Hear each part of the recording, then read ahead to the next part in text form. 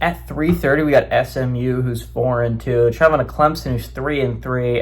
Clemson actually favored by 5.5 points on the ACC network. Kevin Jennings for the Mustangs gone 137 and 191, thrown for 1,658 yards, 15 touchdowns, 6 interceptions. TJ Harden's had 85 carries for 415 yards and 5 touchdowns, and Romello Brinson's had 32 catches for 484 yards and 3 touchdowns. Cade Klubnik has gone 133 at 202, thrown for 1,530 yards, 11 touchdowns, 5 interceptions.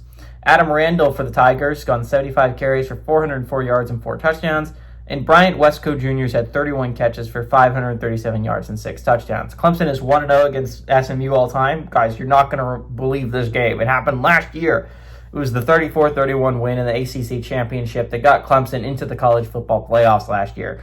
And it sent SMU from being probably a top 4 seed to the 11th seed and having to go on the road and play Penn State at Beaver Stadium, which obviously did not work out for the Mustangs all that well. Obviously, Dabo Swinney's 1-0 against the Mustangs in his tenure here, and Rhett Lashley's 0-1 against the Tigers. Okay.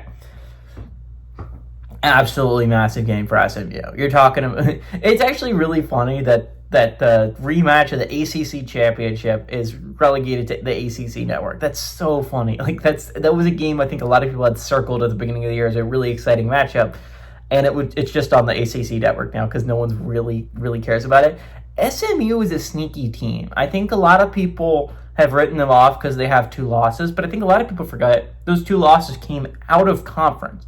And while the Baylor and TCU losses have not aged tremendously well, this is still an SMU team that has the offense to compete for an ACC title. And again, they control their own destiny. Despite being a 2-loss football team, right? They are undefeated in conference play right now, right?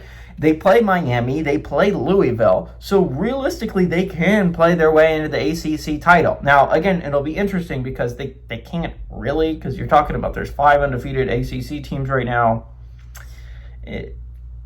Georgia Tech and Virginia don't play. Theoretically, I don't know how tiebreakers would work out. If Georgia Tech and Virginia both win out, or if Duke and Virginia both win out, I don't know how tiebreakers work between those 3. But SMU controls their own destiny to an extent. They can end the season undefeated in conference play. Now, is it going to be hard? Absolutely. They get Miami at home and they get Louisville at home. Those are going to be 2 absolutely massive games. Not to mention this game, you're going on the road to Death Valley.